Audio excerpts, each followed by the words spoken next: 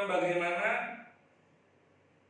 masih kita mempelajari kisah para rasul dari pasalnya yang 13 ayatnya yang pertama sampai yang 12. Hari ini kita belajar tentang pentingnya sebuah nama. Kita bisa menemukan bahwa Lukas di samping menggunakan metode wawancara kepada para saksi mata demi menyajikan laporan yang bisa terpercaya dan akurat. Bahkan di dalam penulisannya pun kita menemukan bahwa Lukas mencantumkan setiap nama orang dan tempat ada unsur penekanan, ada ironi, ada perbandingan, dan ada pembeda. Semisal Barnabas dan Saulus diutus untuk pergi melayani, itu ayat yang kedua. Perhatikan alasan mengapa nama Barnabas disebut sebelum Saulus.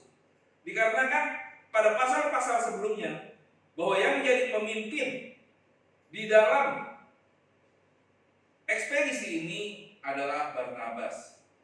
Dan juga tempat perhentian pertama mereka adalah Siprus, kampung halaman Barnabas. Meski mereka diutus oleh jemaat non-Yahudi, tapi tetap pelayanan mereka dimulai dengan berkhotbah di rumah-rumah ibadat orang Yahudi. Itu ayatnya yang kelima. Nah, di Pafos mereka bertemu seorang tukang sihir Yahudi, Bar Yesus, yang jika diartikan secara harafiah berarti anak Yesus. Dan pria ini atau penyihir ini adalah sahabat baik dari gubernur pulau itu, Sergius Paulus.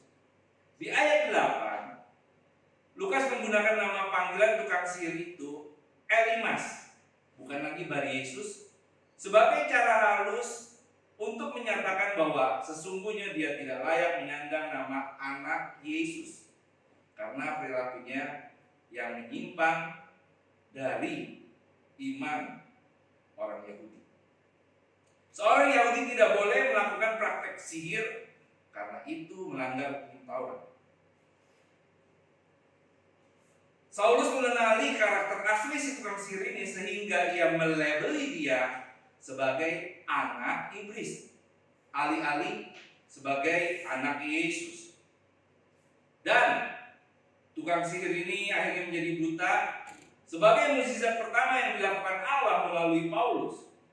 Dan seperti yang dialami oleh Paulus, Sergius sang gubernur setelah melihat apa yang terjadi pada sang penyihir ini, yaitu Elimas, dia mendengarkan firman Allah. Akhirnya dia memutuskan untuk percaya. Mutiara rohani hari ini adalah bagaimana dengan nama kita sebagai orang Kristen. Apakah menurut orang sekitar kita nama itu layak melekat pada diri kita?